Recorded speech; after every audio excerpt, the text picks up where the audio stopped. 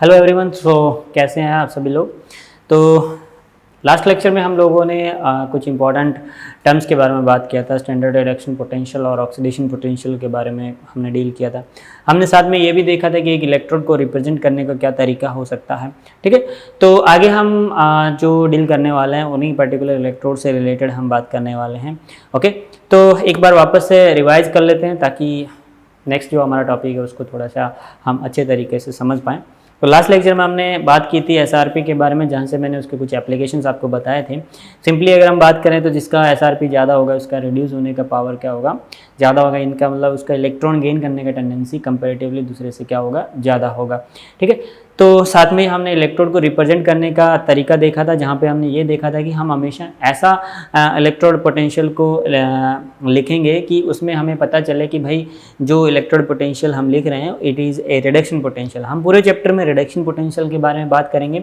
जब हमें बोला जाएगा कि इसका ऑक्सीडेशन पोटेंशियल कैलकुलेट करो तो मैं आपसे यही दरख्वास्त करना चाहूँगा कि आप हमेशा उसको पहले रिडक्शन पोटेंशियल में कैलकुलेट करके ही आंसर निकालें, फर्दर आप उसको चेंज कर दें ऑक्सीडेशन पोटेंशियल के अंदर, because they both are similar to each other, यानी ये दोनों एक दूसरे के इक्वली होते हैं, बस साइन में इन दोनों के डिफरेंस होता है। ठीक है, तो आगे हम चलते हैं और बात करते हैं हमारे इलेक्ट्रोड पोटेंशियल यानी जो हमारा ईएमएफ जो हमने जनरेट किया था उस ईएमएफ से रिलेटेड यानी लेफ्ट माइनस राइट से रिलेटेड कुछ एप्लीकेशन इसको अप्लाई करते हैं। किसके ऊपर? डैनियल सेल के ऊपर, यानी हमारा जो गैल्वेनिक सेल था उसके ऊपर हम इसको अप्लाई करते हैं और वहाँ से इसका कैलकुलेशन देखते हैं।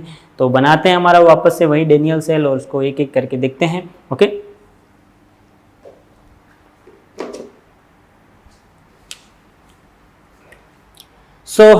आज हम लोग डील करने वाले हैं electrode potential of Daniell cell में डिफरेंट दोनों के अलग अलग तरीके से कैलकुलेशन करेंगे और फिर जब हम उन दोनों को आपस में कंबाइन कर देंगे तो उस पूरा डैनियल सेल का ईएमएफ आ जाएगा। हमने electrode potential, standard electrode potential zinc और कॉपर का मैंने आपको बता दिया था कि जब हम इसको हाइड्रोजन से कनेक्ट कर देंगे तो उनके स्टैंडर्ड वाले रिडक्शन पोटेंशियल आ जाएंगे। अब हम बात कर रहे हैं डैनियल सेल के ईएमएफ के बारे में। ओके, तो डैनियल सेल का ईएमएफ किस तरीके से हमको कैलकुलेशन करना रहता है, जो भी स्टैंडर्ड वाला हमारे इलेक्ट्रोड पोटेंशियल आए हैं उनको जब हम एक वायर के थ्रू एक दूसरे के साथ कनेक्ट कर देंगे तो वहाँ से हमें उसका क्या मिल जाएगा, स्टैंडर्ड ईएमएफ मिल जाएगा किसका, डैनियल सेल का। ओके, तो एक बार लिख लेते हैं कि स्टैंडर्ड ईएमएफ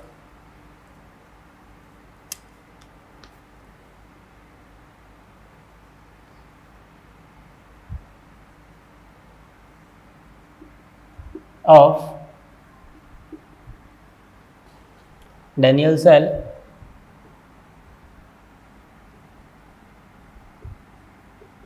तो बेसिकली हमें पता है कि ये सेल जो होता है वो ये होता है जिसके अंदर एक जिंक का रोड होता है। ओके, और इसमें जिंक सल्फेट का सॉल्यूशन होता है। ये जिंक का रोड है जो एनोड होता है। ठीक है, यहाँ पर हमारे पास कॉपर का एक इलेक्ट्रोड होता है और इसके अंदर कॉपर सल्फेट का एक सॉल्यूशन होता है। ये कॉपर इलेक्ट्रोड है।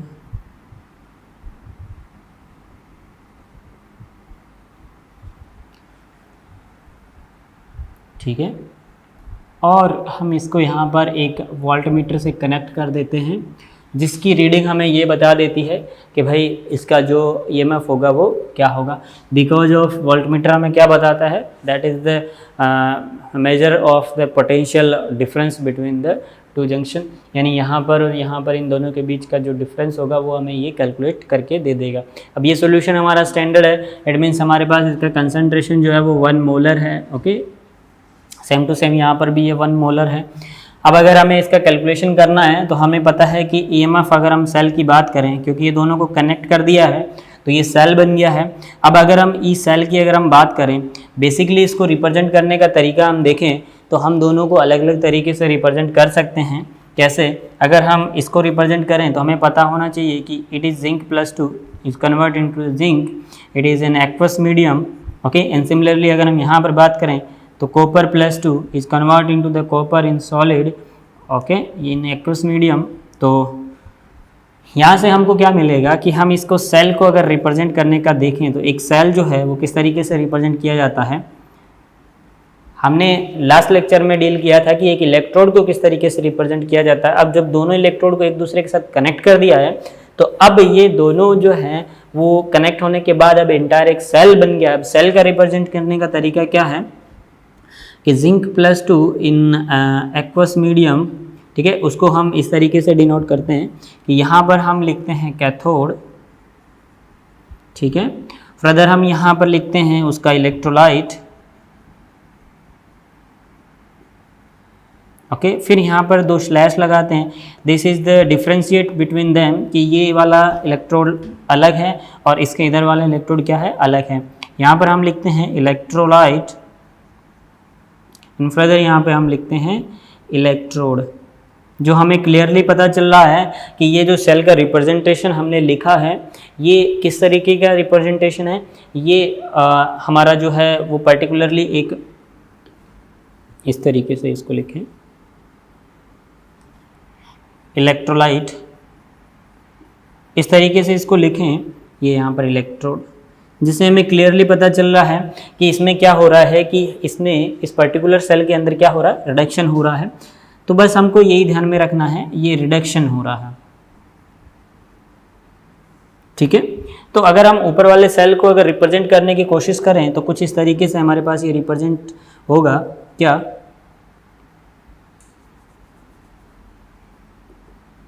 ये आई थिंक थोड़ा सा गड़बड़ हो गया है।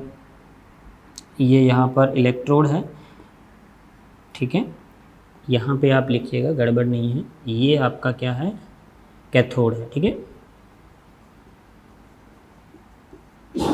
कैथोड। ये पोर्शन हमारा कैथोड का है, ये वाला पोर्शन हमारा एनोड का है, ठीक। तो ये हमारे को इस तरीके से रिप्रेजेंट करना है कैथोड और एनोड की फॉर्म में। दोनों के बीच में एक डबल स्लैश लाइन लगा देंगे जो हमें ये बताती है कि दोनों इधर वाला पोर्शन हमारा कैथोड है, इधर वाला पोर्शन हमारा एनोड है। चलिए अगर हम इस सेल को रिप्रेजेंट करें तो किस तरीके से होगा।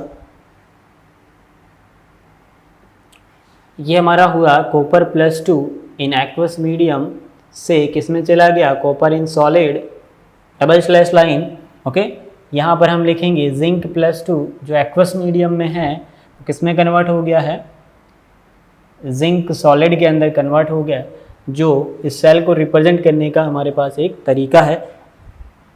ये सेल हमें ये बता रहा है कि इस पर्टिकुलर के अंदर हमारा क्या हो रहा है, रिडक्शन वाला सेल हमने लिखा है। कभी कभी हो सकता है कि आपको ये रिवर्स करके भी लिखा हुआ मिल जाए तो उसमें आपको कोई प्रॉब्लम वाली बात नहीं है। हो सकता है कि आपको ऐसा लिखा हुआ मिल जाए, कैसे कि यहाँ पर आपको Copper+2 aqueous in the copper solution, double slash line अगर आप यहाँ पे लगाते हो, यहाँ पे आपको लिख दिया जाए जिंक सॉलिड से Zinc+2। देखो ये जो तरीका है एक्वस मीडियम में, ये आपको ये दिखा रहा है कि इसमें एनोड और कैथोड पे ऑक्सीडेशन और रिडक्शन हो रहा है। लेकिन जो ऊपर मैंने रिप्रेजेंटेशन दिया है उसमें ये हो रहा है कि हम दोनों ही केसेस में रिडक्शन को काउंट करके चल रहे हैं, ठीक है। रिडक्शन को क्या करके चल रहा है, काउंट करके चल रहे हैं। लेकिन अगर हम देखें, आपको हो सकता है बुक्स में कुछ इस तरीके का लिखा हुआ मिले, तो इसका मीनिंग क्या है कि यहाँ पर रिडक्शन हो रहा है, कैथोड पे आप जानते हैं कि रिडक्शन होता है, ओके। यानी ये इन दोनों को कंबाइन करके लिखा हुआ है, ओके। और ये यहाँ पर क्या हो रहा है, ऑक्सीडेशन हो रहा है। तो दोनों में कन्फ्यूजन नहीं होना चाहिए आपको बिल्कुल भी, ठीक है। अगर ऐसा लिखा हो तो भी कोई दिक्कत नहीं है, अगर ऐसा लिखा हो तो भी कोई प्रॉब्लम वाली बात नहीं है। देखो ऐसा लिखने से हमें ये पता चल जाएगा कि सीधा सीधा हमको कैथोड और एनोड को डायरेक्टली माइनस करना है, ठीक है। अगर ऐसा लिखा हो तो आपको देखो पहले इस वाले ऑक्सीडेशन पोटेंशियल को रिडक्शन बना करके फिर उसको माइनस या प्लस करना पड़ेगा, ठीक है। तो ये दोनों ही चीज़ें यहाँ पे एक बार नोट कर लीजिए, ठीक है। फर्दर हम इसके बारे में बात करते हैं कि इसका जो डेनियल सेल का इलेक्ट्रोड पोटेंशियल है वो किस तरीके से हम कैलकुलेट करते हैं। सो हमें इसके लिखने का तरीका हमें पता चल गया है। अब हम बात कर लेते हैं इसके पर्टिकुलर ईएमएफ के बारे में। तो ईएमएफ अगर हम देखें, ईएमएफ ऑफ सेल अगर हम देखते हैं, ईएमएफ ऑफ सेल हमेशा ध्यान में रखो, मैंने बताया था कि it is always right minus left, okay. तो राइट में हमारे पास कौन है, राइट में हमारे पास कॉपर सल्फेट का सॉल्यूशन है। ऑब्वियस सी बात है, अगर हम इसको एक बार लिखने की कोशिश करें, देखो ई ऑफ सेल अगर हम लिखना चाहें तो कैसे लिखेंगे, इसका रिप्रेजेंटेशन भी देखो।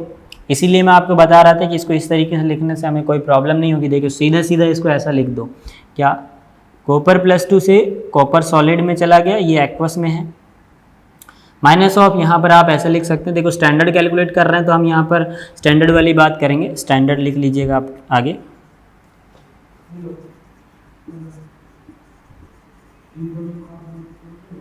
स्टैंडर्ड ईएमएफ, ठीक है। तो यहाँ पर अगर हम देखें तो ये जिंक +2 से एक्वस मीडियम से किस में चला जा रहा है, जिंक सॉलिड में, ठीक है।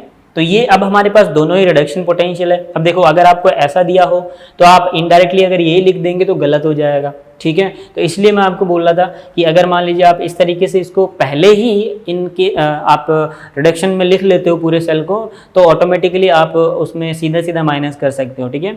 लेकिन अगर हम बोर्ड पॉइंट ऑफ व्यू से बात करें तो ये ज़्यादा उनके लिए इम्पोर्टेंट है, क्योंकि बोर्ड वाले जो है वो थोड़ा सा क्लैरिफिकेशन मांगते हैं कि भाई आपने किस तरीके से लिखा है, तो आप इस तरीके से उसको बता सकते हो कि कैथोड पे रिडक्शन और एनोड पे ऑक्सीडेशन, ठीक है। तो चलिए अगर हम बात करें इसके लिए, तो हमें इनका स्टैंडर्ड वाला रिडक्शन पोटेंशियल हमें पता है, जो हम हाइड्रोजन से कनेक्ट करके इनको कैलकुलेट करते हैं, तो दैट इज इक्वल टू, अगर हम बात करें तो इसका रिडक्शन पोटेंशियल हमारे पास 0.34 होता है। वही अगर हम बात करें इसका रिडक्शन पोटेंशियल हमारे पास माइनस का 17.6 होता है, ठीक है। मैंने आपको बोला था कि हाइड्रोजन इलेक्ट्रोड को एज ए एनोड मान लो। अब जो भी डिफ्लेक्शन यानी वोल्टमीटर के अंदर राइट हैंड साइड आ रहा है या लेफ्ट हैंड साइड आ रहा है, उसी के अकॉर्डिंग इसका पोटेंशियल हम कैलकुलेट कर लेते हैं। तो यहाँ पर हमारे पास रिडक्शन पोटेंशियल अगर हम बात करें तो वो कितना आता है, माइनस का 7.6, ओके। तो यहाँ इन दोनों को अगर हम जोड़ देते हैं that is I think 1.1 volt आ जाएगा। तो ये ईएमएफ ऑफ डैनियल सेल होता है जो स्टैंडर्ड वाला होता है, ई नोड सेल। तो ई नोड सेल जो है वो डैनियल सेल का कितना आया, 1.1 वोल्ट होता है, ठीक है। तो ये काफ़ी इंपॉर्टेंट चीज़ है, इसको आप नोट कीजिए। देखिए अगर आपसे, जैसे हम बात करते हैं कि आपसे एक बेसिक क्वेश्चन अगर पूछा जाए, अगर कोई आपसे पूछे कि एक सेल जो है वो वर्किंग नहीं कर रहा है, तो वर्क क्यों नहीं कर रहा है, इसके पीछे क्या रीज़न है, तो हम क्या बोल सकते हैं, बेसिकली उसमें क्या हो गया है, आयंस खत्म हो गए, ऐसा नहीं है। आयंस खत्म होने का मीनिंग ऐसा नहीं है। एक्चुअली क्या होता है कि देखो एक चीज़ जो है वो इलेक्ट्रॉन को लेने का काम कर रही है और एक चीज़ जो है वो इलेक्ट्रॉन देने का काम कर रही है। दोनों में अगर हम बात करें तो एक टाइम हमारे पास ऐसा आएगा कि इलेक्ट्रॉन का बढ़ना और इलेक्ट्रॉन का घटना दोनों एक टाइम पर ऐसा होगा कि एक दूसरे के इक्विलिब्रियम में आ जाएंगे। यानी जितने जितने इलेक्ट्रॉन इधर से इधर ट्रांसफ़र हो रहे हैं, लेफ़्ट टू राइट ट्रांसफ़र हो रहे हैं, उतने ही पॉजिटिव अगर हम बात करें तो उनको बैलेंस कर रहे हैं। तो हम ऐसा बोल सकते हैं कि रिएक्शन अभी रुकी नहीं है, लेकिन अगर हम बात करें आयन के एक्सचेंजिंग की, वो जो है वो क्या आ गए हैं, इक्विलिब्रियम पे आ गए हैं। तो इसलिए यहाँ वोल्टमीटर में आपका अगर हम डिफ्लेक्शन देखें तो वो कितना आ जाएगा, 0 आ जाएगा ऑटोमेटिकली। ऑब्वियस सी बात है यहाँ जिंक रोड में इलेक्ट्रॉन बढ़ रहे हैं, लेकिन यहाँ सॉल्यूशन में पॉजिटिव चार्ज बढ़ रहा है, यस और नोट। सेम टू सेम यहाँ पर भी अगर हम देखें तो यहाँ पॉजिटिव चार्ज बढ़ रहा है और सॉल्यूशन के अंदर अगर देखें तो नेगेटिव चार्ज बढ़ रहा है। तो और एक टाइम ऐसा आएगा कि जब ये दोनों कहाँ पर आ जाएं, इक्विलिब्रियम पे आ जाएं, और उस केस में इस वोल्टमीटर में रीडिंग कितना आ जाएगा, 0, यस और नॉट, दोनों ही साइड में। लेकिन रिएक्शन तो अभी भी चल ही रही होगी, इसीलिए हम कभी कभी ऐसे ठोकते हैं मार्क इसको, पर्टिकुलर हमारा जो रिमोट होता है तो हम देखते हैं कि उसमें थोड़ा सा करंट आ जाता है, या थोड़ा सा हम घिस देते हैं उसको तो भी करंट आ जाता है। तो ये उस केमिकल रिएक्शन को फर्दर और आगे करवाने का तरीका मतलब होता है, ये अनाड़ी तरीका होता है, ठीक है। पढ़े लिखे लोग हैं लेकिन ऐसा नहीं करना चाहिए। चलिए बात इसको नोट कर लीजिए कम्प्लीटली, फिर हम आगे देखते हैं ईएमएफ से रिलेटेड ही। अगर हम डैनियल सेल के लिए ईएमएफ के बारे में बात करते हैं तो इट इज़ 1.1 वोल्ट। फर्दर अगर हम बात करें कि डैनियल सेल में अगर हम यहाँ पर मान लें कि इस पर्टिकुलर यहाँ से इलेक्ट्रॉन इधर जा रहे हैं, तो यहाँ से इधर इलेक्ट्रॉन जा रहे हैं, अगर हम माने कि मेरे जो इलेक्ट्रॉन हैं वो n मोल ऑफ इलेक्ट्रॉन मान लीजिए इधर से इधर ट्रांसफ़र हो गए हैं, तो उस केस में अगर हम बात करें तो ईएमएफ कितना होगा, ठीक है। तो उसको हम देखते हैं, पहले इसको नोट कीजिए। तो हमने ये तो कैलकुलेशन कर लिया है कि स्टैंडर्ड ईएमएफ कितना होता है। फर्दर हम बात करते हैं डैनियल सेल को लेकर, बिकॉज डैनियल सेल ही हमको इस पर्टिकुलर चैप्टर के अंदर पढ़ना है, ठीक है, ये हमारे लिए इम्पोर्टेंट है। डैनियल सेल में अगर हम बात करते हैं तो हमें बेसिकली क्या होता है कि आपसे डेल्टा जी और इनके बारे में, रिलेशन के बारे में पूछता है। तो एक बार मैं आपको थोड़ा सा डेनियल सेल के बारे में वापस से कुछ चीज़ें बता रहा हूँ, ठीक है। वापस से आप इसी सेल को बना लीजिएगा। अब हम कुछ इंपॉर्टेंट बात करते हैं। यहाँ पर हमारा यह जिंक सल्फेट है,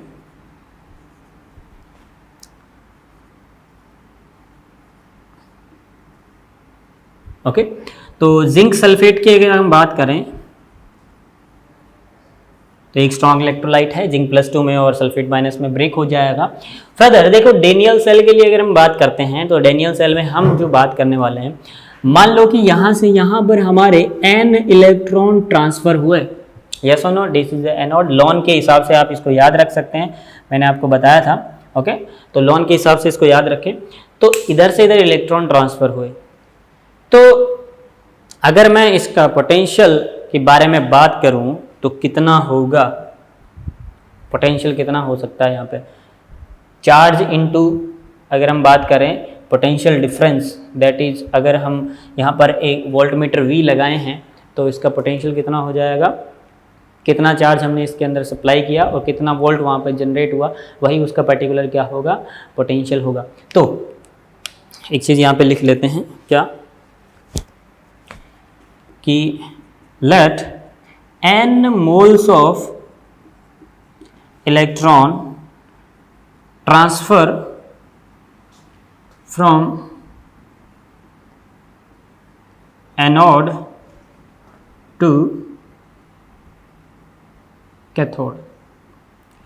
हमने माना कि n मोल ऑफ ट्रांसफर हुए, यानी n मोल का मतलब क्या हुआ कि चार्ज की अगर हम बात करें, charge on electron on 1 electron अगर हम बात करते हैं तो दैट इज 1.6 इंटू 10⁻⁹ कूलाम होता है, यस और नॉट। वही अगर हम 1 मोल की बात करें, charge on 1 mole, 1 mole of electron, charge on 1 mole of electron की अगर हम बात करें तो 1 मोल की अगर हम बात करें तो 1 मोल में हमारे पास जो इलेक्ट्रॉन्स होते हैं that is 6.022 into 10⁻23 into 1.6 into 10⁻⁹ coulomb. तो यहाँ से अगर हम देखें तो it is the value of, इसको सॉल्व करने के बाद जो वैल्यू आएगी इट इज़ 96487 कूलाम आएगी, ओके। अब ये जो वैल्यू होती है इसको हम अप्रॉक्सीमेट 96500 ले लेते हैं कूलाम में, ओके। एक इंटरेस्टिंग चीज़ ये भी है कि अगर हम बात करते हैं 96500 की तो that is equal to 1 Faraday होता है। क्या होता है? 1 फेराडे होता है। तो आप ऐसा बोल सकते हो कि अगर आपने 1 मोल इलेक्ट्रॉन को ट्रांसफर किया है, इट मीन्स आपने कितना चार्ज ट्रांसफर किया है? 1 फेराडे चार्ज ट्रांसफर किया है। तो अगर मेरे पास, अगर मैं बात करता हूं कि मेरे पास n मोल अगर मैंने ट्रांसफर किए हैं तो कितना चार्ज मैंने इनडायरेक्टली सप्लाई कर दिया है? It is NF charge supply किया, okay. So if n mole, so charge on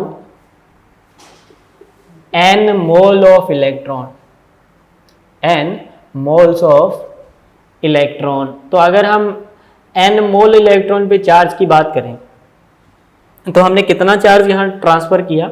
it is NF, yes और नॉट। वही अगर हम बात करें कि इसका पोटेंशियल कितना जनरेट होगा, तो अगर हम n मोल ट्रांसफर किए तो यहाँ पर कितना वोल्ट डिफरेंस हुआ? मान लेते हैं कि E नॉड सेल या E सेल का पोटेंशियल डिफरेंस यहाँ पर जनरेट हुआ, ठीक है। यहाँ पर हम लिख लेते हैं कि अगर हम E सेल की बात कर रहे हैं तो E सेल हो जाएगा। अगर हम स्टैंडर्ड की बात कर रहे हैं 1 M की अगर हम बात कर रहे हैं तो ये E नॉड सेल हो जाएगा। तो यहाँ पर अगर हम देखें तो पोटेंशियल डिफरेंस कितना हुआ? पोटेंशियल डिफरेंस तो वो कितना होगा? हम जानते हैं कि चार्ज इंटू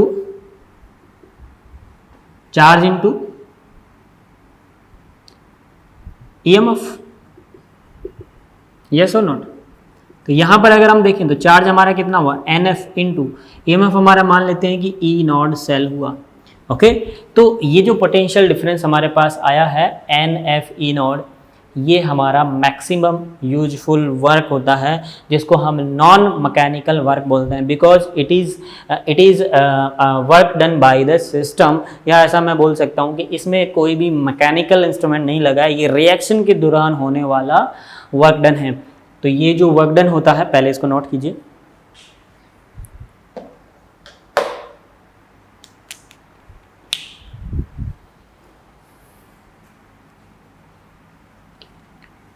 ये जो वर्क डन हुआ है, पोटेंशियल डिफरेंस जो आया है, it is A work done, it is called non mechanical work done. ठीक है, तो वर्क आप ऐसा लिख सकते हो, तो it is non mechanical work done. ठीक है, ये एक नॉन मैकेनिकल वर्क डन है, जिसको हम बोल सकते हैं कि W ऑफ मैक्सिमम वर्क होता है, it is equal to NF E naught cell. Okay, वही अगर हम बात करते हैं कि अगर हम सिंपली बात करते हैं, अगर नॉड नहीं लगाते हैं, ठीक है, तो उस केस में आप ऐसा लिख सकते हो, मैक्सिमम वर्क नहीं होगा, फिर ये W इज इक्वल टू आ जाएगा आपका NF E नॉड सेल की बजाय क्या आ जाएगा, E सेल आ जाएगा। अब ऐसा आप सोच रहे होंगे कि ये मैक्सिमम कैसे, आप देखो, अब मार्केट से जब आप लोग सेल खरीद के लाते हो, तो मान लीजिए कि अगर हम पेंसिल सेल की बात करें तो उसका वोल्टेज 1.5 वोल्ट होता है मान लीजिए। तो अगर आप देखोगे तो टाइम के रिस्पेक्ट में धीरे धीरे उसका वोल्टेज क्या होगा, धीरे धीरे क्या होगा, खत्म होगा। इसका मीनिंग इसका स्टार्टिंग वाला जो स्टैंडर्ड वाला था वही तो ज़्यादा हुआ, जैसे जैसे सेल वर्क काम करना शुरू होगा वैसे वैसे उसका पोटेंशियल क्या हो जाएगा, धीरे धीरे कम होता रहेगा, और धीरे धीरे कम होता रहेगा, तो वो धीरे एक टाइम ऐसा आएगा कि वो डिस्चार्ज हो जाएगा। तो कहने का मतलब ये जो ई नॉट सेल होगा, that is the maximum work done, और ये एक नॉन मैकेनिकल वर्क डन होता है। दैट्स वाई हम ऐसा बोल सकते हैं कि इट इज द मैक्सिमम। आपने थर्मोडायनेमिक्स में एक चीज पढ़ी होगी कि जो हमारा जो मैक्सिमम यूजफुल वर्क होता है, it is called delta G. Okay, the maximum useful work is equal to the negative change of Gibbs free energy.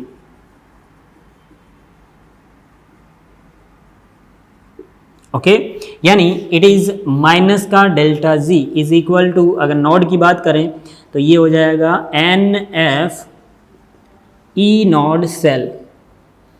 ठीक है, और अगर हम थोड़ा सा इसको सिंप्लीफाई कर लें तो delta G is equal to minus NF E naught cell. ये हमारे पास इसका मैक्सिमम यूजफुल वर्क आ जाएगा, that is equal to the minus delta G, या मैं बोलूँ delta G naught is equal to NF E naught cell. Further अगर हम बात करते हैं कि डेल्टा जी हमारे पास स्टैंडर्ड नहीं है, तो हम सिंपली वहाँ पर क्या लिख सकते हैं, सीधा सीधा यहाँ से नॉड हटा देंगे और सेल के बारे में लिख देंगे।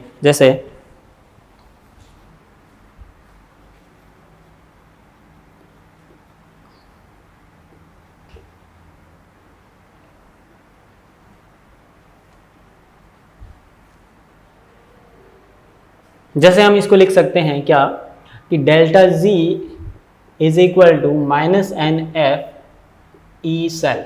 सिंपली इस तरीके से आप लिख सकते हो, ये काफ़ी इंपॉर्टेंट चीज़ है। ठीक है, सो एक चीज़ हमारे पास नई यहाँ पर आ चुकी है, that is the delta G.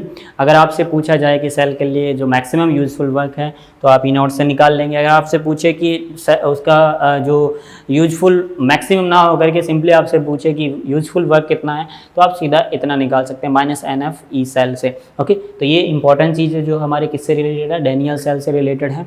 Okay, तो इसको आप नोट कीजिए। इवन अगर हम डैनियल सेल के किसी भी सेल से रिलेटेड अगर हम बात करें, तो हमने डैनियल सेल को रेफरेंस मान के ये सारी चीज़ें कैलकुलेट की हैं। ओके, तो जैसे अगर आप मान लीजिए कि आपको एनोड और कैथोड यहाँ पर चेंज करके दे दिए जाए, फिर आपसे डेल्टा जी के लिए पूछा जाए, तो उसके लिए भी बिल्कुल इसी तरीके से आपको प्रिपेयर करना है, इसी तरीके से सारी चीज़ें सॉल्व करनी है। ओके, तो इसको नोट कीजिए। फिर हम बात करते हैं, देखो अभी तक हम जो भी चीज़ें कैलकुलेशन कर रहे थे, सारी चीज़ें हम स्टैंडर्ड मान के कैलकुलेट कर रहे थे।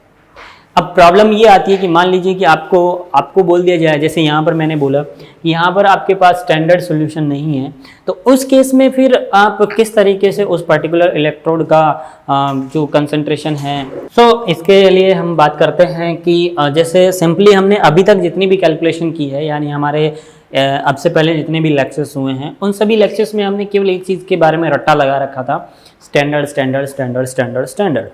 ओके, सो अब हम बात करते हैं कि भाई अब हमेशा तो हम स्टैंडर्ड कैलकुलेशन करने से रहे। जैसे अब मान लीजिए कि आपको ये हमारा जो सोल्यूशन है it is not a standard solution, तब फिर हम कैसे कैलकुलेशन करेंगे, इसमें वोल्टमीटर का क्या सीन होगा, उसमें किस तरीके से हम कैलकुलेट करेंगे। तो यहाँ पर हमारे पास एक बहुत ही इंपॉर्टेंट फैक्टर काम में आता है जिसको हम बोलते हैं नेरेस्ट इक्वेशन। और नेरेस्ट इक्वेशन एक ऐसा इक्वेशन है जो आप किसी भी सेल के लिए किसी भी कंसंट्रेशन के ऊपर उसका पर्टिकुलर ईएमएफ कैलकुलेट कर सकते हैं। यानी नेरेस्ट इक्वेशन से पहले, या मैं बोलूँ नेरेस्ट इक्वेशन देने से पहले साइंटिस्ट लोग किस तरीके से कैलकुलेशन करते थे, वो पहले स्टैंडर्ड कैलकुलेट करते थे सभी का। अब स्टैंडर्ड कैलकुलेट करने के बाद में फिर उनको आपस में कनेक्ट करते थे, यानी उनके पास स्टैंडर्ड के अलावा और कोई दूसरा रास्ता नहीं था। ठीक है, अगर मान लीजिए इसकी कंसंट्रेशन चेंज हो जाती है, तो कंसंट्रेशन चेंज होने के बाद ऑब्वियस सी बात है यहाँ पर पैकिंग क्या हो जाएगी, लॉस हो जाएगी, या मैं बोलूँ कि आयंस का फ्लो है वो कम ज़्यादा हो जाएगा, तो उसके अकॉर्डिंग वोल्टमीटर में डिफ्लेक्शन क्या हो जाएगा, चेंज हो जाएगा। तो वो पता नहीं कर पाते हैं कि कितना उसके अंदर जो है ईएमएफ जनरेट हुआ उस पर्टिकुलर सेल के अंदर। तो आज का जो टॉपिक है दैट इज़ द नेरेस्ट इक्वेशन, जो बहुत इंपॉर्टेंट है। आप इवन मान के चलिए कि 99% क्वेश्चन आपके इलेक्ट्रोकेमिस्ट्री में से नेरेस्ट इक्वेशन से ही आते हैं, नेरेस्ट इक्वेशन से रिलेशन पे आते हैं, तो उसको हम डील करते हैं। तो इसको नोट करके आप पहले नोट कर लीजिए, लिख लीजिए इसको सही से, फिर हम चलते हैं हमारे नेरेस्ट इक्वेशन पे। सबसे पहले हम नेरेस्ट इक्वेशन को थोड़ा सा डेराइव कर लेते हैं कि भाई नेरेस्ट इक्वेशन किस तरीके से आती है। फिर हम उस नेरेस्ट इक्वेशन को हम वापस से हमारे डैनियल सेल पे अप्लाई करेंगे, क्योंकि हमारा रेफरेंस यही है। मैंने आपको पहले ही बोला था डैनियल सेल जो है हमारा जो इस पूरे जो हमारा इलेक्ट्रोकेमिस्ट्री है उसके अंदर रेफरेंस रहेगा। तो उसी के रिस्पेक्ट में हम कैलकुलेशन करेंगे और उसी के रिस्पेक्ट में ध्यान में रखते हुए बाकी सभी जितने भी इलेक्ट्रोड्स रहेंगे, सेल्स रहेंगे, उनके रिस्पेक्ट में हम कैलकुलेशन कर लेंगे। ठीक है, बात करते हैं हमारे नेरेस्ट इक्वेशन की, काफ़ी इंपॉर्टेंट है।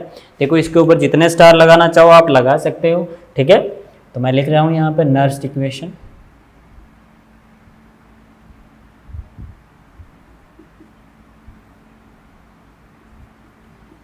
प्रोनाउंसिएशन का कोई प्रॉब्लम नहीं है भाई, ध्यान रखना।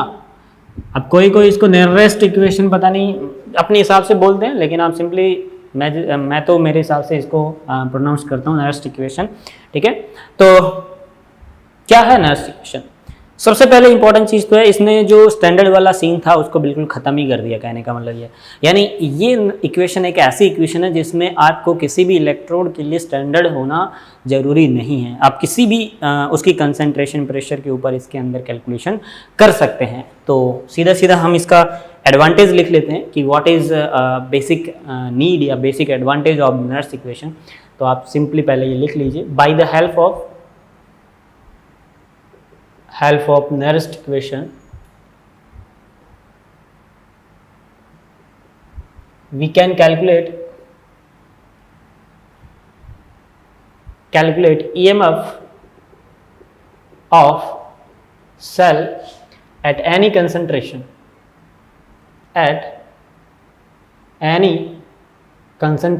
and pressure.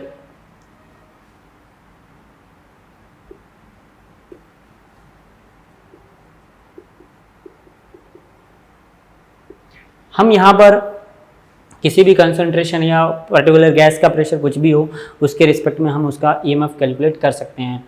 ठीक है, तो बात करते हैं हम लोग यहाँ पर कि नेरेस्ट इक्वेशन को कैसे डिराइव किया जाए।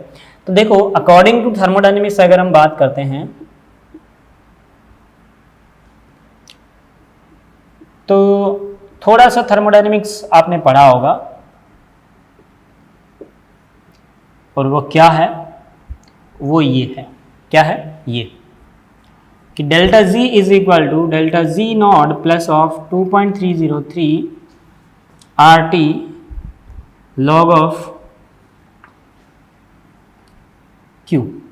शायद याद होगा आप लोगों को, पढ़ा होगा।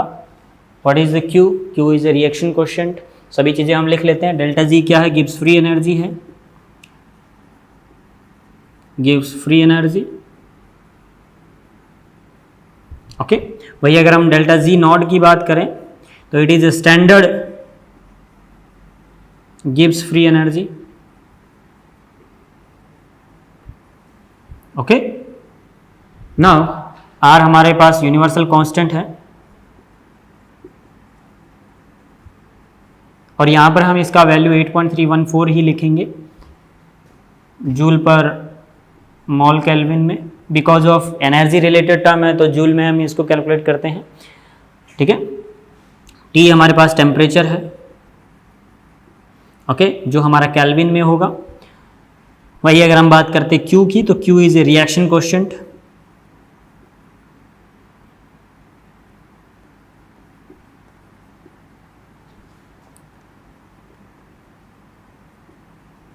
Reaction coefficient.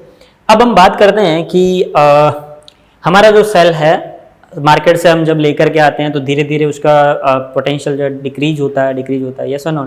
एक टाइम ऐसा आता है कि दोनों क्या हो जाते हैं, यानी एक इंक्रीमेंट हो रहा है और एक डिक्रीमेंट हो रहा है, यस और नॉट।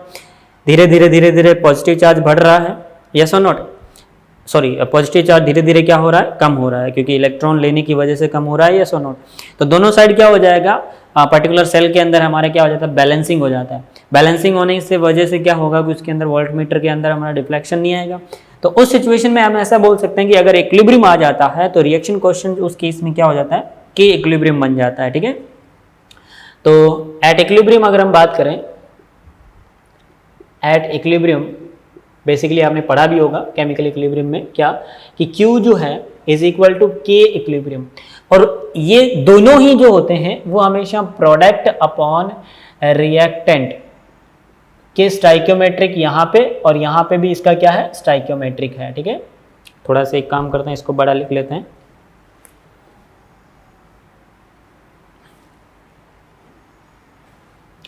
भले ही Q हो या फिर K इक्विलिब्रियम हो, कोई प्रॉब्लम नहीं है। दोनों का ही जो कैलकुलेशन करने का जो प्रोसेस होता है वो प्रोडक्ट अपॉन रिएक्टेंट के स्टाइकियोमेट्री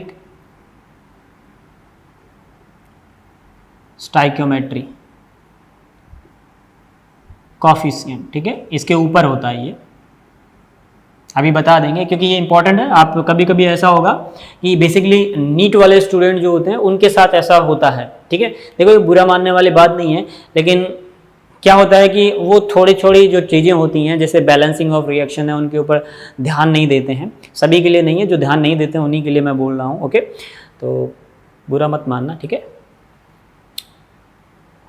ओके, सॉरी। तो अगर हम बात करते हैं तो स्टाइकियोमेट्रिक यहाँ पे भी मैं शॉर्ट फॉर्म में लिख रहा हूँ स्टाइकियोमेट्रिक, ठीक है।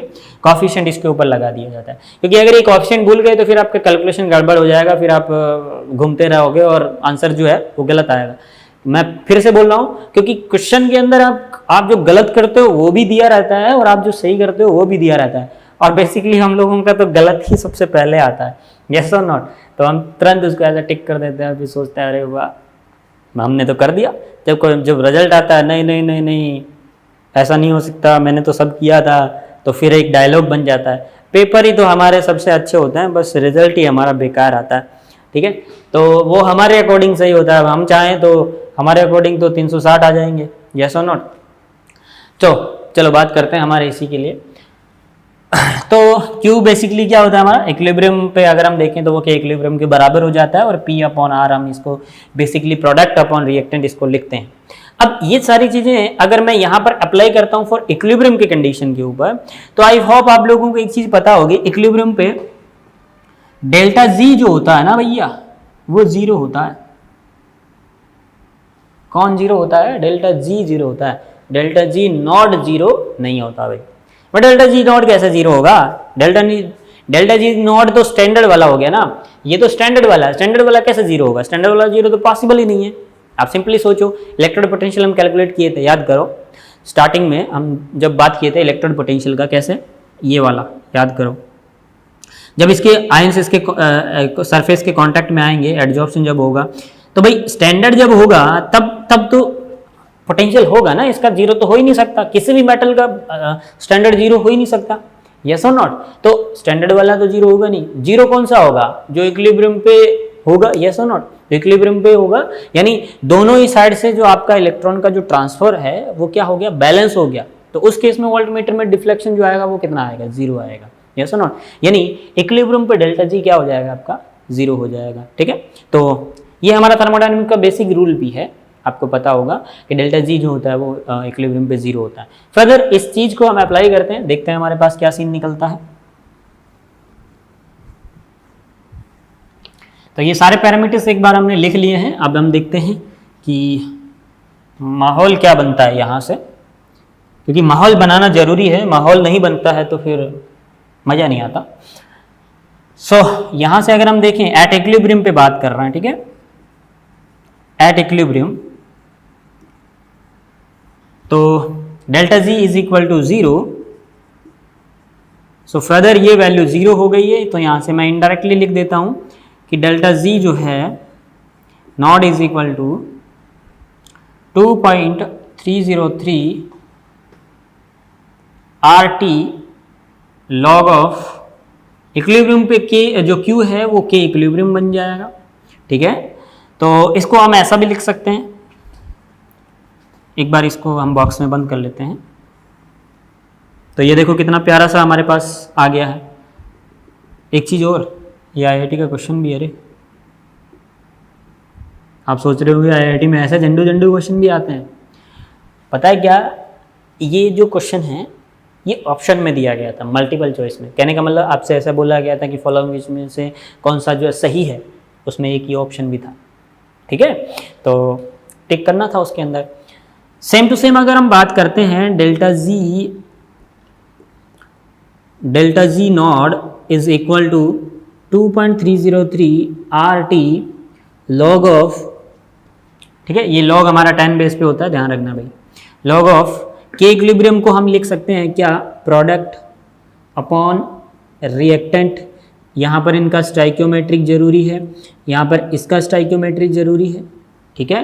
तो ये दोनों आपका इंपॉर्टेंट फॉर्मूला हो गए, इनसे रिलेटेड क्वेश्चन आ सकता है आपके ऊपर, और आता भी है, जैसे मैंने अभी बताया कि ये IIT में आ चुका है, ऑप्शन में आया था, ठीक है, कि कौन सा सही होगा कौन सा गलत होगा, उसमें एक ऑप्शन ये भी था, तो उसमें ये सही हो, ठीक है। चलिए अब हम बात करते हैं कि इस पर्टिकुलर डेल्टा जी को हम क्या लिख सकते हैं, इसको हम बात कर लेते हैं इक्वेशन नंबर 1। अभी तक हमारा नियरेस्ट इक्वेशन आया नहीं है, मैं पहले बता रहा हूँ, ये तो मैंने बीच में आपको ये सारी चीज़ें बता दी है। अब हम बात करते हैं कि इक्वेशन नंबर 1 से अगर हम इसको देखते हैं तो किस तरीके का हमारे पास सीन आता है। देखो इक्वेशन नंबर 1 से हम सिंपली बात करते हैं कि डेल्टा जी और डेल्टा जी नॉट के लिए, तो बाय इक्वेशन नंबर 1 पर इक्विलिब्रियम को हटा देते हैं। अब हम चलते हैं नेक्स्ट इक्वेशन को डिराइव करने की तरफ, ठीक है। अब बीच में थोड़ा सा पंगा हो गया जो मैंने आपको बता दिया, ठीक है, हालांकि मेरे को पहले वो बताना चाहिए था, लेकिन कोई बात नहीं, अब आप थोड़ा एडजस्ट कर लीजिएगा। क्या कि अगर हम देखें तो डेल्टा जी हमारे पास जो था वो हमें पता है कि it is NF E0 cell था, ठीक है, सॉरी E सेल था। फर्दर अगर हम डेल्टा जी नॉट के लिए बात करें तो इट इज माइनस में था, ठीक है, minus of NF E0 cell ये भी था, plus of 2.303 RT log of, यहाँ पर ये Q है, ठीक है, ये Q। अब देखो यहाँ पर अगर हम देखें तो हम क्या कर सकते हैं कि इसमें से NF को डिवाइड कर देते हैं सभी जगह पे, तो ये हमारे पास माइनस का E cell is equal to minus का E0 सेल, ठीक है, ये ऐसे ही लिख लो, कोई दिक्कत नहीं है, E सेल, ठीक है, NF से NF कैंसिल हो जाएगा, प्लस यहाँ पर आपका 2.303 RT अपॉन NF डिवाइड हो गया है, लॉग ऑफ Q आपका यहाँ पर आ जाएगा, ठीक है, लॉग ऑफ Q। अब इस माइनस को भी हम क्या कर देते हैं, उधर मल्टीप्लाई कर देते हैं दोनों साइड, तो हमारे पास यहाँ पर आएगा E cell is equal to E naught cell minus of 2.303 RT upon NF log of Q। ये हमारे पास नर्स्ट इक्वेशन है। ये हमारे पास क्या है? नर्स्ट इक्वेशन है। अब ये इक्वेशन, अब देखो स्टैंडर्ड हमें पता होता है, किसी भी मेटल का, किसी भी पर्टिकुलर सेल का हमें स्टैंडर्ड पता है। स्टैंडर्ड तो क्या है, हमको एक मान करके कंसिडर करके हाइड्रोजन के साथ जोड़ जोड़ के देखते रहना है। वही अगर हम बात करें तो अगर हमें किसी भी कंसंट्रेशन पर अगर उस पर्टिकुलर सेल के बारे में पूछा जाए तो हम बता सकते हैं आसानी से, क्योंकि ये किसी भी कंसंट्रेशन पे है। यस और नॉट? अगर हम इसको थोड़ा सा ओपन कर लें, क्यू की जगह पर हम क्या लिख दें? प्रोडक्ट अपॉन रिएक्टेंट लिख दें। ओके, तो क्या सीन बनेगा? तो एक बार इसको नोट कर लीजिए, फिर हम इसी फॉर्मूले को आगे थोड़ा सा कर लेते हैं। ठीक है, तो हम क्या करते हैं, क्यू को इसकी जगह क्या लिख लेते हैं हम लोग? क्यू की जगह क्या लिख सकते हैं? प्रोडक्ट अपॉन रिएक्टेंट के लिए तो ये मैंने लिखा क्यू की जगह, मिटा करके आप लोग अपने कॉपी में नया लिखेंगे प्रोडक्ट अपॉन रिएक्टेंट। भूलना नहीं है इनके ऊपर स्टाइकियोमेट्रिक कोफिशिएंट्स को, इनके ऊपर भी स्टाइकियोमेट्रिक कोफिशिएंट दोनों के, ठीक है, अलग अलग हो सकते हैं स्टाइकियोमेट्रिक कोफिशिएंट। अब यहाँ पर हमारे पास एक चीज़ आ गई है, n की वैल्यू क्या हो सकती है। तो n जो है यहाँ पर n क्या होता है, डिपेंड करता है कि हम किसके लिए ये इक्वेशन लिख रहे हैं। हम एक इलेक्ट्रोड के लिए लिख रहे हैं या फिर हम एक सेल के लिए ये इक्वेशन लिख रहे हैं। जब हम सेल के लिए लिख रहे होते हैं तो ये जो n है ये होता है number of transfer electrodes, number of transfer electrodes. अगर हम एक इलेक्ट्रोड के लिए लिख रहे हैं तो it is the number of gaining और लॉस ऑफ इलेक्ट्रॉन। ठीक है, तो ये डिपेंड करता है कि हम ये पर्टिकुलर इक्वेशन किसके लिए अप्लाई कर रहे हैं। ठीक है, तो हम ये इसका एप्लीकेशन भी देखेंगे कि इलेक्ट्रोड के लिए कैसे अप्लाई करें और एक सेल के लिए हम किस तरीके से इसको अप्लाई करें, वो हम आगे देखते हैं। लेकिन फर्दर अगर हम बात करें कि इस इक्वेशन को अगर हम इक्विलिब्रियम पे देखेंगे तो क्या सीन होगा, यस और नॉट? इक्विलिब्रियम पे देखेंगे तो क्या होगा, delta G is equal to 0, yes और नॉट? तो delta G is equal to 0 हो गया। वापस से यही चीज लिखेंगे आप लोग, इक्विलिब्रियम पे ये क्यू क्या हो जाएगा, क्यू क्या हो जाएगा, इक्विलिब्रियम बन जाएगा। ठीक है, तो एट इक्विलिब्रियम अगर हम बात करते हैं, वापस से इसी इक्वेशन को, तो एट इक्विलिब्रियम यहीं से लिख लीजिएगा, एट इक्विलिब्रियम। अब सीधा सीधा पता है कि इक्विलिब्रियम पे क्या होगा कि हमारा जो डेल्टा जी है वो 0 हो जाएगा। इक्विलिब्रियम पे डेल्टा जी हमारा 0 हो जाएगा। तो डेल्टा जी जब 0 हो जाएगा तो ये वाला वैल्यू 0 हो जाएगा, ये वाला वैल्यू उधर ले आता हूं सीधा सीधा, तो E naught cell is equal to minus of 2.303 और ये हो जाएगा आपका R T upon N F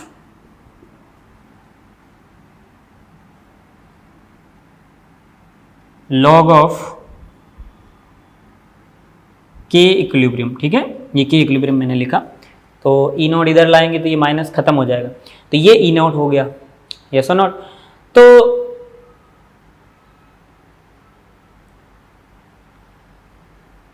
okay, तो यहाँ पर ये ई नॉट हमारा आ गया है। इसमें एक शायद हमने डेल्टा जी के बारे में थोड़ा सा लिखा नहीं होगा, शायद उसके अंदर माइनस हमने नहीं लिखा, एक बार उसको चेक कीजिएगा। जब हम इसको दूसरी साइड लेकर के गए थे तो शायद उसमें माइनस नहीं लगाया, तो आप एक बार देख लीजिएगा उसको कि जब हम इसको इधर ले आएंगे तो ये डेल्टा जी बन जाएगा, लेकिन वो माइनस में होगा, तो एक बार उसको लगा लीजिएगा। वहाँ पर डेल्टा जी नॉट जो होगा दैट इज माइनस 2.303 होगा। आई थिंक वो हमने माइनस नहीं लगाया था वहाँ पर, minus 2.303 log of K equilibrium हमारा यहाँ पर आ जाएगा। ठीक है, तो ये वहाँ पर लिख लीजिएगा। वो जो मैं आईआईटी के क्वेश्चन के बारे में बात कर रहा था उसमें शायद हमने माइनस नहीं लगाया है, क्योंकि अगर हम इसको इधर लेके जाएंगे तो एन एफ ई नॉट बनेगा, और एन एफ ई नॉट जो होता है वो माइनस का डेल्टा जी नॉट होता है। ठीक है, तो इसलिए ये माइनस ज़रूरी है, उसमें आप लगा लीजिएगा। एक बार मैंने वापस से लिख दिया है, ठीक है, तो बाय मिस्टेक वहाँ पर हमने माइनस नहीं लगाया। तो ये हमारा क्या हो गया, डेल्टा जी का कैलकुलेशन हो गया, जिससे हमने नर्स्ट इक्वेशन को बना लिया। बेसिकली नर्स्ट इक्वेशन जो है वो E cell is equal to E naught cell minus of 2.303 R T upon N F and log of K या फिर लॉग ऑफ आप क्यू। ठीक है, चलिए अगर हम बात करते हैं कि वैल्यू ऑफ एन क्या होती है, तो यहाँ से अपन वैल्यू ऑफ एन के लिए बात करते हैं, वैल्यू ऑफ एन, तो it is the transfer of electron, it is the value of, it is the number of electron, it is the number of electrons transfer, या आप ऐसा लिख सकते हो आइदर लूज और गेन इलेक्ट्रॉन, आइदर लॉस या और गेन इलेक्ट्रॉन, कितने इलेक्ट्रॉन उसने पर्टिकुलरली गेन किए या कितने इलेक्ट्रॉन उसने लॉस किए। ट्रांसफर की अगर हम बात करें तो ट्रांसफर के केस, ये केस कब लगेगा, जब हमारे पास सेल होगा, ठीक है। तो यहाँ पे भी मैं आपको थोड़ा सा इंडिकेट कर देता हूँ, ये जो टर्म है इन केस ऑफ सेल लगेगी, जब आपके पास पूरा सेल होगा तब ये वाला सीन लगा इन सेल, और ये जो दोनों चीजें हैं फॉर इलेक्ट्रोड के लिए है, ठीक है। ये मैं ऊपर लिख देता हूँ थोड़ा, फॉर इलेक्ट्रोड,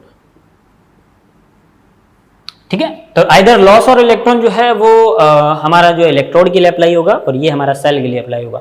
अब ये जो इक्वेशन हमने जो बनाई है, बेसिकली यहाँ पर हमारे पास 3 इक्वेशन आई हैं, कौन कौन सी, पहली E cell is equal to E naught cell minus 2.303 RT upon NF into log of Q, ठीक है। दूसरा इक्वेशन हमारे पास ये आया है कि E naught cell is equal to 2.303 RT upon NF log of K equilibrium.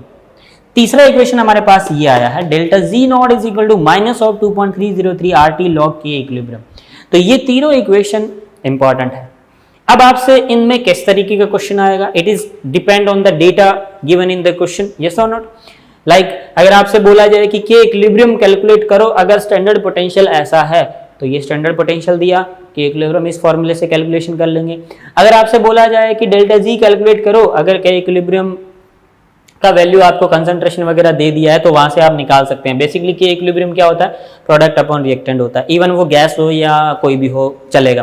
लेकिन यहाँ पे ये चीज भी ध्यान में रखनी है केमिकल इक्विलिब्रियम वाली, क्या कि प्योर लिक्विड और सॉलिड का हम क्या एक्टिविटी मानते हैं, यूनिट मानते हैं, तो उस केस में ये अप्लाई नहीं होगा, ठीक है। तो मतलब अप्लाई होगा लेकिन उसका एक्टिविटी हम यूनिट मान लेंगे, ठीक है। तो मैं अभी समझा दूंगा आपको कि किस तरीके से हमको इसको लिखना होता है। तो ये हमारा नेक्स्ट इक्वेशन है। अब हम इसको अप्लाई करना सीखते हैं कि भाई एक इलेक्ट्रोड के लिए हम इसको कैसे अप्लाई करेंगे, ठीक है।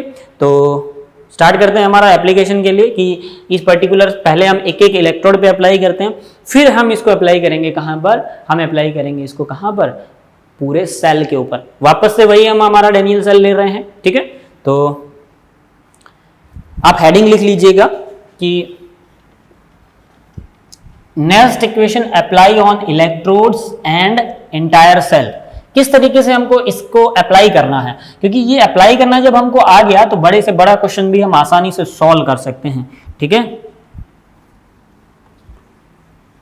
देखो अभी हमारा केवल थ्योरेटिकल पार्ट है, इससे पहले हमने जो भी चीजें पढ़ी they all are the theoretical part, because वो पढ़ना हमारे लिए ज़रूरी था, छोटी छोटी चीज़ें थी, सारी चीज़ें हमारे न्यूमेरिकल में काम आएंगी। अब देखो, अब हमने नेक्स्ट इक्वेशन पढ़ लिए हैं, तो अब हमारा जो सीन होगा वो हमारा क्वेश्चन वाला होगा।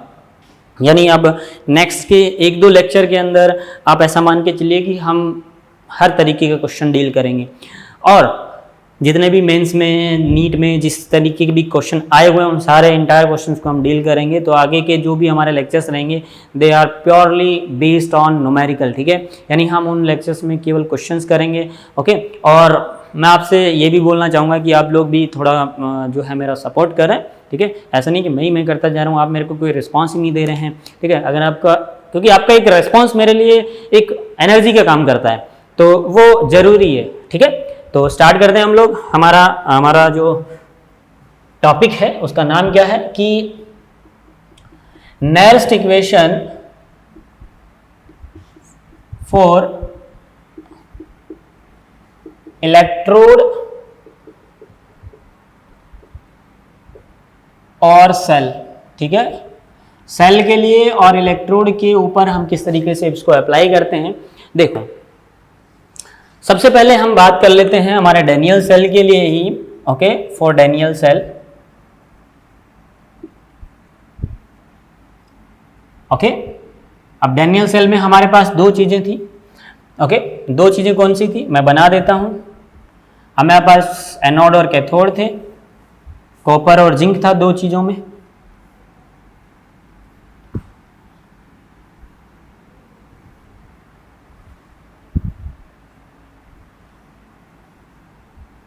ठीक है, बेसिक मैं बना रहा हूं। ये जिंक का इलेक्ट्रोड है, ये कॉपर का इलेक्ट्रोड है, ये कॉपर सल्फेट है, ये जिंक सल्फेट है। ठीक है, अब देखो अगर हमें इलेक्ट्रोड पे यानी इसके ऊपर अप्लाई करना है तो किस तरीके से हम अप्लाई करेंगे। तो सबसे पहले हम बात करते हैं फॉर जिंक इलेक्ट्रोड। अब देखो सिंपली अगर हम देखें तो हमें पता है कि जिंक जो है वो जिंक +2 एक्वस में +2 इलेक्ट्रॉन देकर के चला गया सॉलिड फॉर्म में। अब इसके लिए अगर हमें नैश इक्वेशन लगानी है तो कैसे लगाएंगे, देखो ई कौन जिंक से जिंक +2 एक्वस मीडियम में, ठीक है, और ये सॉलिड में is equal to E naught कहाँ पर, जिंक से जिंक +2 एक्वस में और ये सॉलिड में, minus of 2.303 RT upon NF, N यहाँ पर कितना है 2, F लॉग ऑफ, चलिए लॉग में हमको क्या लिखना है, प्रोडक्ट अपॉन रिएक्टेंट। प्रोडक्ट क्या है, एक्वस मीडियम में जिंक +2, ठीक है, इसका कंसंट्रेशन अपॉन सॉलिड, सॉलिड का कितना होता है 1, तो ये हो गया 1, कितना हो गया 1, ठीक है। तो ये हमने इक्वेशन लगाई किसके लिए, जिंक के लिए अप्लाई कर दी है, ठीक है। वही अगर हम बात करते हैं फॉर कॉपर इलेक्ट्रोड के लिए, फॉर कॉपर इलेक्ट्रोड, तो अब यहां पर कैसे हम करेंगे, एग्जैक्टली बिल्कुल सेम। कॉपर ने क्या किया, एक्वस मीडियम में है, उसने 2 इलेक्ट्रॉन लिए और कहाँ चला गया, सॉलिड फॉर्म में, ठीक है। चलिए कैसे लिखेंगे अब इसको, E of copper +2 into copper aqueous से किस में चला गया, सॉलिड में, is equal to E naught copper +2 से कॉपर सॉलिड में, it is in aqueous medium, minus of 2.303 RT upon N का वैल्यू यहाँ पर अगेन कितना हो गया, इसने गेन किया उसने लॉस किया 2 इलेक्ट्रॉन यानी 2F लॉग ऑफ, चलिए इसके लिए हम लिखेंगे तो इसके लिए कितना हो गया, activity 1 and divide by product में 1 डिवाइड बाई कॉपर के लिए क्या हो जाएगा, इट इज कॉपर +2 की एक्वस सॉल्यूशन में जो भी कंसंट्रेशन रहेगी। देखो इनका स्टोइकियोमेट्री यहाँ पे 1 है, सिमिलरली अगर हम बात करें तो इसका भी 1 है, तो इसलिए इसके ऊपर कोई पावर नहीं लगी है। आप चाहो तो इनडायरेक्टली 1 लिख सकते हो, ठीक है, इसके ऊपर भी 1 लिख सकते हो, ठीक है।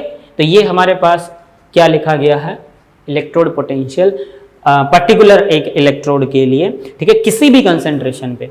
यहाँ पर आप कंसंट्रेशन चेंज करते रहो, यहाँ पे आप कंसंट्रेशन चेंज करते रहो, ऑटोमेटिकली आपको इसका एंटायर क्या मिलता रहेगा, इलेक्ट्रोड पोटेंशियल मिलता रहेगा। बात करेंगे कि इन इलेक्ट्रोड्स की कंसंट्रेशन को अगर हम कम ज़्यादा करते हैं तो उस पर्टिकुलर इलेक्ट्रोड से रिलेटेड उसके इलेक्ट्रोड पोटेंशियल पे क्या फ़र्क पड़ता है, ठीक है। तो ये हम बात करेंगे नेक्स्ट लेक्चर के अंदर, ठीक है। आपको क्लियरली इसमें दिख भी रहा होगा, ये कंसंट्रेशन आपको दिख रही होगी, ओके। तो इनको अगर हम कम ज़्यादा करेंगे तो इस इंटायर पर्टिकुलर इलेक्ट्रोड पे क्या इफेक्ट पड़ेगा, ठीक है। तो ये हम आगे के लेक्चर्स में डील करेंगे और साथ में हम कुछ इंपॉर्टेंट टर्म्स के बारे में भी और उसके कुछ क्वेश्चंस भी हम पर्टिकुलर नेक्स्ट इक्वेशन के ऊपर भी देखेंगे। तब तक के लिए आप लोग इन सभी चीज़ों को अच्छे से प्रिपेयर कीजिए, याद करिए, लिख लिख के देखिए, और जो भी आपका कोई डाउट हो तो मुझे सेंड कीजिएगा, मैं ऑलवेज अवेलेबल हूँ 24/7 के लिए, ओके। मिलते हैं हमारे नेक्स्ट लेक्चर में, तब तक के लिए thank you very much and goodbye, take care.